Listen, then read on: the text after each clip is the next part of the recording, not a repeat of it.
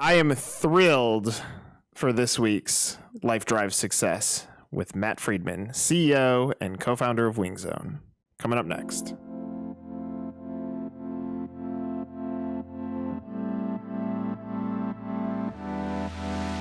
This is the moment you've been waiting for, the biggest interview of your life. I say that as you've been probably interviewed on every major station, including once an ESPN morning show where you try to sneak a nuclear wing to the host in a trickery that is typical of some of your and my relationship. But to kick this off, I want to start with a similar question that I ask everybody. If I say, tell me your story, what is your story? What would you say is your story on how you even get to today? Well, first of all, before we get into that, and I do love to tell our story, every time I do an interview, I really try to just let my personality come out, which is fun, outgoing, honest. And I like to make sure that the hosts enjoy interviewing me as much as I enjoy talking about whatever the subject is. That sounds like a Tinder profile, but go ahead. There's no Tinder profile. There may be some other profiles, but I promise. I think that our story is one of the greatest parts of WingZone. Two young, clueless entrepreneurs with a $500 investment. I was 20 years old and my partner was 19, came up with a very simple business plan. On a one-page, 8.5 by 11 piece of paper, we had a quest to create the world's greatest chicken wing delivery concept. And no one really guided us in the right direction. I really started the company because I was an avid fan of buffalo wings. I have a lot of family. I grew up in Long Island, New York, but I have a lot of family in upstate New York. And as a kid growing up, I became infatuated with buffalo wings. So the story goes on that I really tried to select the right business partner. And what's pretty amazing about our story is we've been business partners for 25 years, but we are best friends as well. My wife likes to say that I think you're married to your business partner, but ultimately, we both share a lot of the passion for the business. We do different things.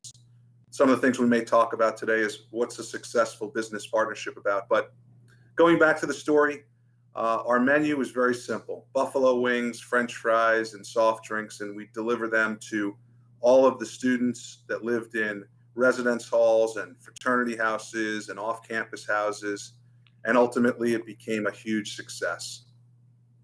First batch of wings went out raw. True or fact? True or false?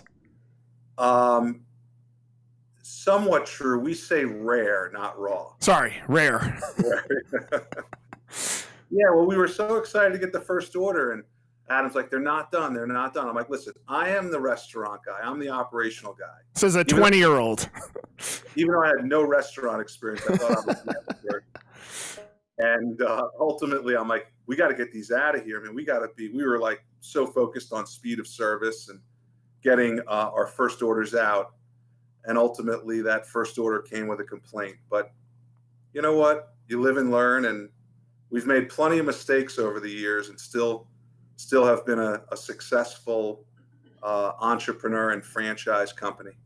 Let's go back before 20-year-old Matt creates WingZone.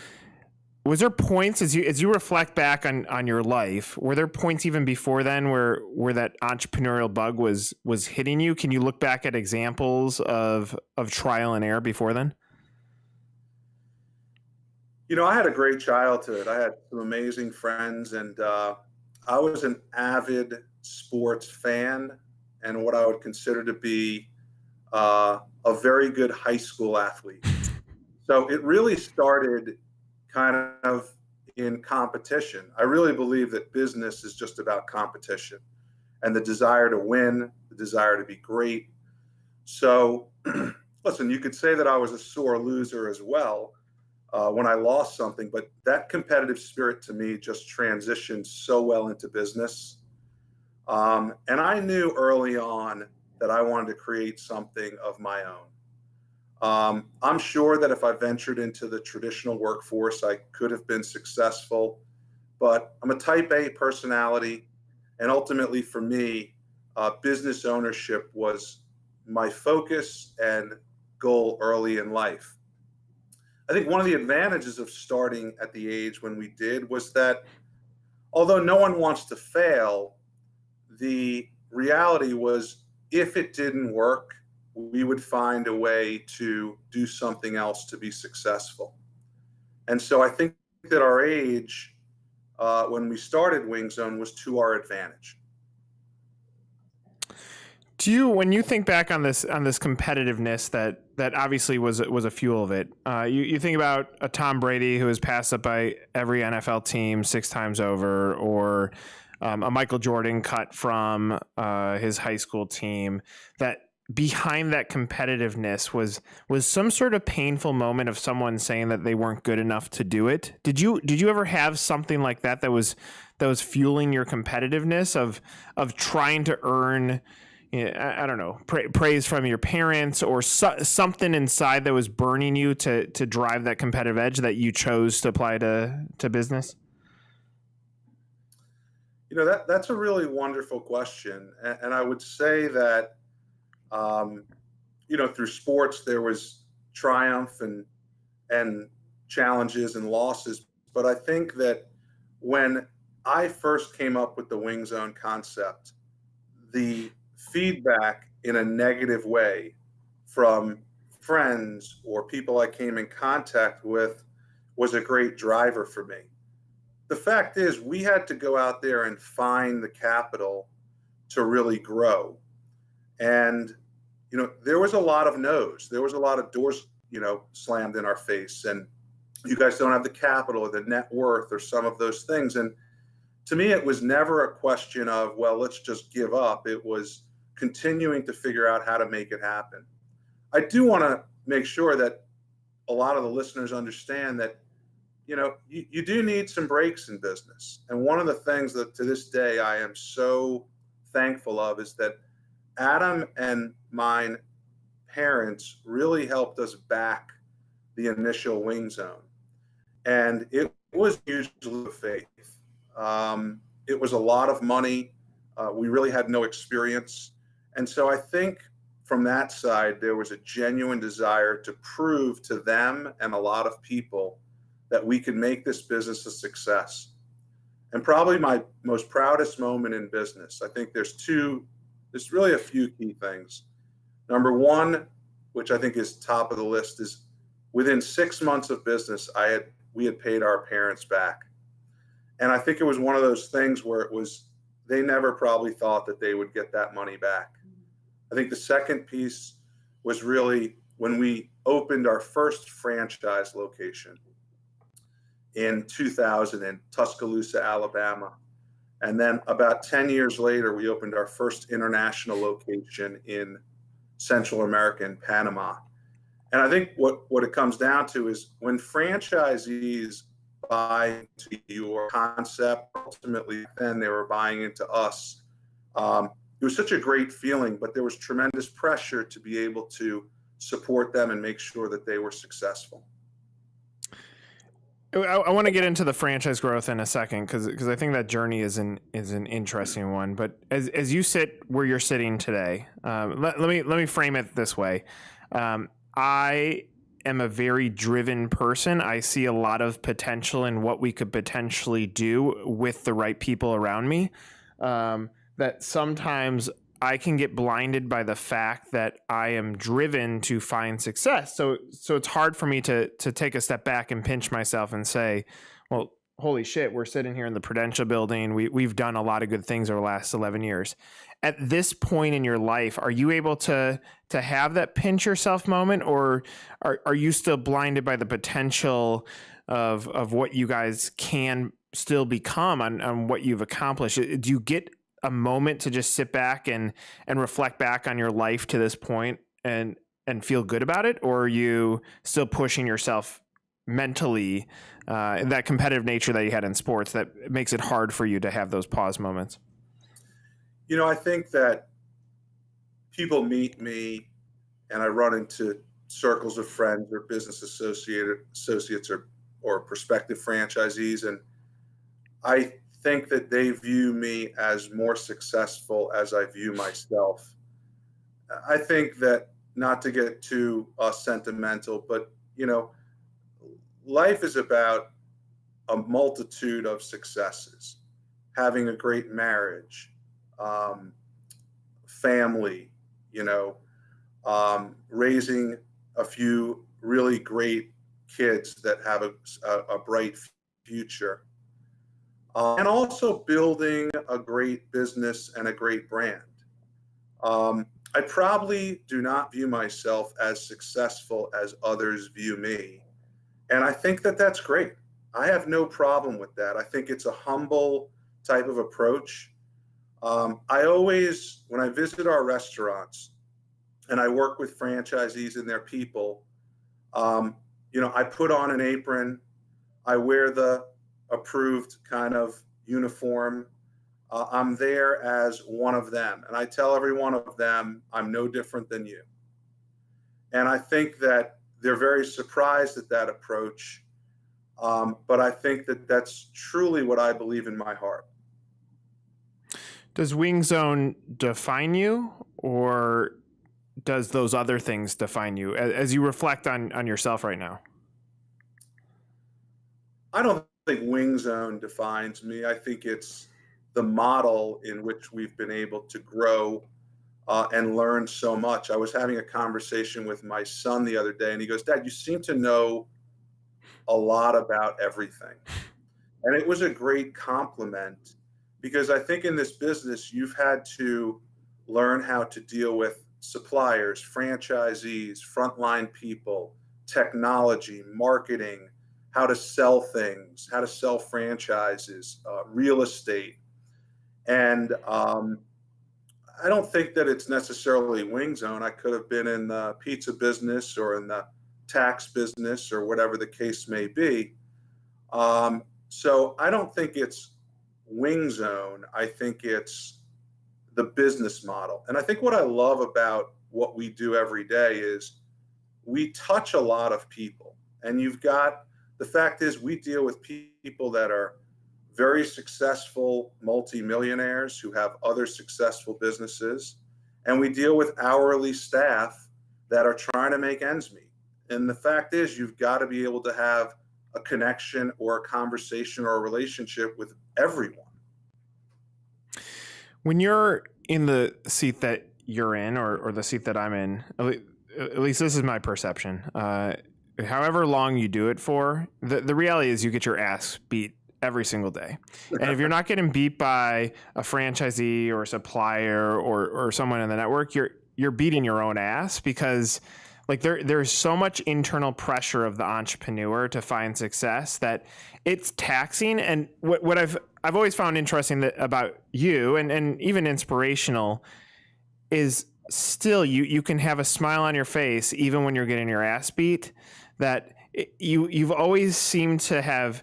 You've been the vision of the brand. And I don't know that you do take credit for the success column, but I think that's also what franchise owners have bought in with you, is because you've gotten your ass beat for 30 years, you're still smiling and you're still saying, "Guys, we can do this. I'll put on that apron. I'll flip those wings."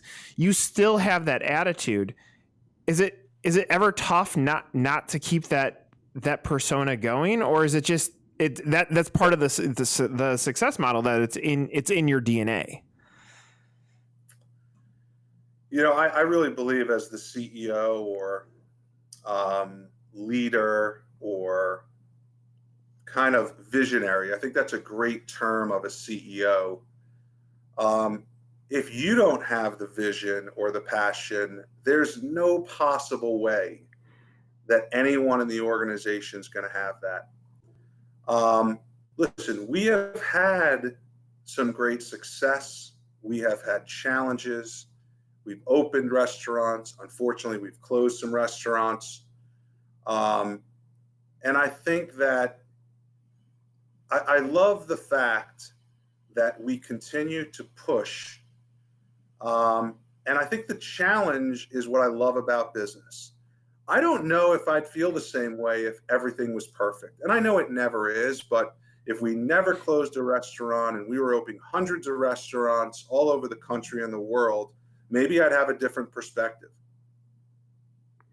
Do you ever think about regret? Do you dwell on it ever? And are you able, if you go to a place of having a regret, are you able to convert that into fuel to continue on as well? Well, listen, I will tell you, in my position, I make decisions every day. And I think it's taken me many years to understand that not all those decisions are going to be great, and they affect people's lives as franchisees of our brand, of people that work here, of our frontline people. There are absolutely regrets. I think that being honest and upfront, and just ultimately, when you make a mistake, you say, my mistake, and you ultimately move on. I think a sincere apology and just accepting the fact of an error or something you may have said goes a long way. And I think in the franchising business, one of the things I would say to someone that was new to franchising, especially from a franchisor perspective, is you better have thick skin in this business. And I really believe that has made us tougher. It has made me tougher. Listen, we're going to argue with franchisees sometimes. We're going to disagree. Sometimes there's some unpleasant conversations. And ultimately, that's part of the job. As you think back, and let me frame it this way. If I told you, here's a story of a brand that has almost 100 units, they're international, they've basically pioneered an industry of a product that was not delivered prior to. They paved the way for the Grubhubs or the Uber Eats of the world in the model that they created. They engineered a better way to deliver a product that is best served fresh out the fryer, so that when it gets to your home 10 or 15 minutes after it's come out, that it's still good. If I tell you that story, you're going to say, well, man, that's a cool company. What is that? And that is yours. Does that change the way that you think about your business? Does that give you that pinch you moment at all?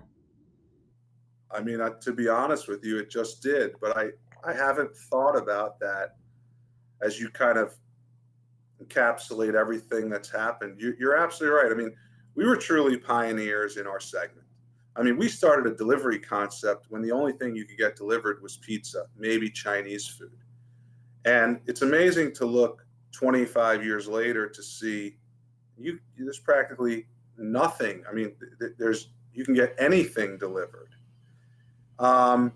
Listen, we took a product that was somewhat new to market. You can roll back the clocks 25 years ago, and in most cities, towns, markets in the United States, I mean, you couldn't buy a buffalo wing. So maybe it's good to reflect back on those things and really look at what we've accomplished. I think we've always stood firm on the focus of quality and really being true to what we are. Listen, our name's Wing Zone, okay? So without anyone even stepping foot or ordering online or calling in for an order, I mean, they have a good understanding of what we do, and you better have a darn good product. So I appreciate you bringing that to my attention, so to speak, because I think we've been innovators.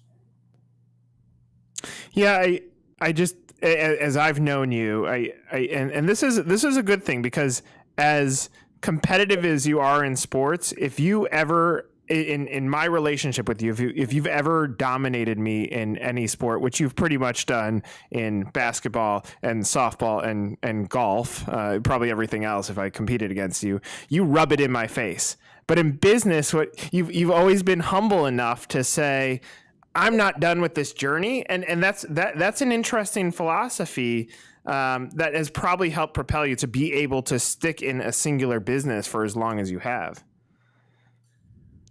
Well, don't get me wrong. I mean, when we open a restaurant or we're working with franchisees or, we have competitors in the market, I mean, we want to beat them.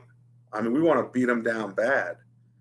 I think there's different ways to do that. At the end of the day, you're not, you're not in a tennis match or a basketball game where you're, in that type of environment, but business is really that way. Listen, I'm a sore loser when it comes to sports. I still am many years later.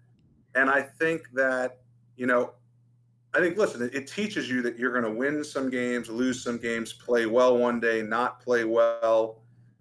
And in business, it's the same way. If I asked you to define what happiness is for you, how would you answer that? I think loving what you do is probably at the top of my list. And I think beyond that, it's surrounding yourself with some great people, both personally and professionally. And then I think, listen, it's not a bad word, but money is an important factor. Everybody wants nice things, go on nice vacations, drive nice cars, live in a great house, provide for your family. And I think that that's very important for me as well. It doesn't mean that I need all the money in the world, but ultimately, financial freedom is still a very powerful benefit and something that does drive me. Does that motivate you as you think about the next steps for business, or has that as you've decided over time whether you want to make an investment in a person, a technology, or growth, has the potential for growing something that leaves a legacy financially for your family? Has that ever gone top of mind? I don't know if it's been interesting because I have two teenagers and they obviously know what I do. They know how hard I work. And although they love Wing Zone, at this particular point, they have no desire whatsoever to get involved in the business. And they have other career goals. Legacy is important. And I think it's whether I'm the CEO and principal owner of Wing Zone or someone else takes the reins, looking back at life 10, 20, 30 years from now and saying, I started that and built it and it's still around, that would be pretty amazing. And I think that would be the icing on the cake for me.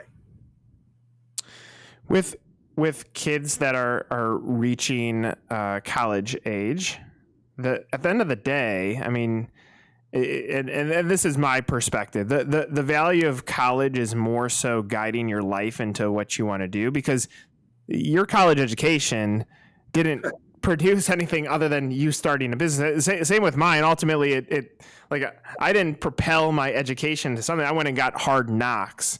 Does your viewpoint on the value of college, is that aligned with kind of your thought that it's there to help you figure out what you want to do? Wow, what a great question. I don't want to sit here and say that it's for everyone, but to know what you're going to do with your life at 18 or 19 years old is very hard. And I think college is a growing experience. I'm very thankful that both my kids have a genuine desire and a passion for education. And so I think it's a growing experience. I look at my time, and obviously I went to the University of Florida, if you can tell by my, blue and orange Wing Zone shirt here.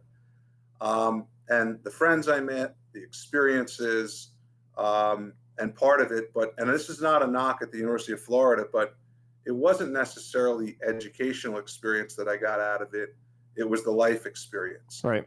Now, if someone says, listen, I want to pursue my dream of being an electrician and they don't have to go to college, more power to them. Maybe they're going to own the the state's biggest electrical company.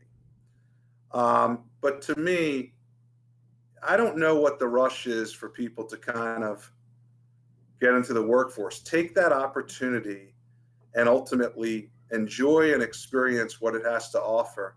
And at 18 to 22 years old, you don't know a lot.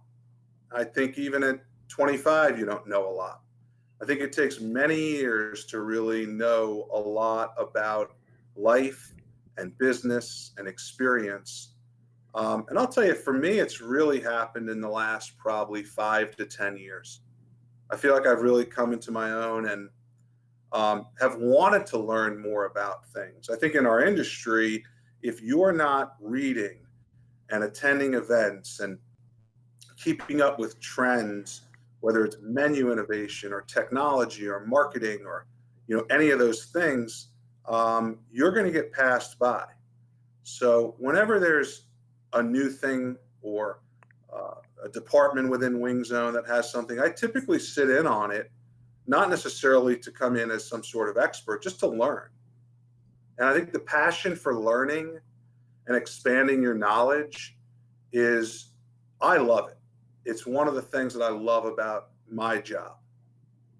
So I think that goes back to what you were saying, that when you're defining happiness or defining success, you're saying like you got to love what you do. So part of it is the approach that you take, and that you're hungry to continue to figure this out. What you're saying is, I still don't know everything. I'm still trying to figure it out. I'm still trying to guide this brand to continue to find its legs for tomorrow.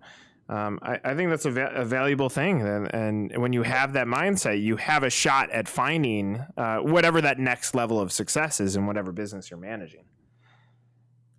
Yeah, to me, listen, it's business related. I don't expect to understand and how to be a doctor or, be an engineer, but business touches so many things that the knowledge base and the opportunity to learn is vast. As you leave this world, what do you want people to say about you?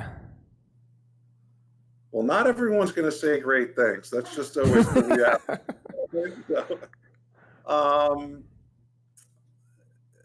I think that I'd love for people to say that I was honest, that I was driven, that I was fair, probably demanding, very likable.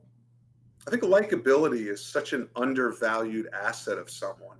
Huge. And I think in general, people like me, whether it's at a party that I've never met anyone at, or a business dinner, or meeting someone for the first time.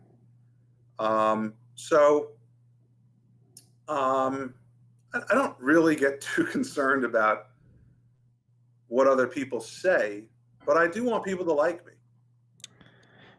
In all of those scenarios, party, I've seen you dance, so I'm impressed by that. Meeting people for the first time, it could be a truth or lie that comes out of your mouth first, so that's likable because you can make people laugh. And I've seen you at plenty of business dinners too. So mission accomplished. You're taking the right steps.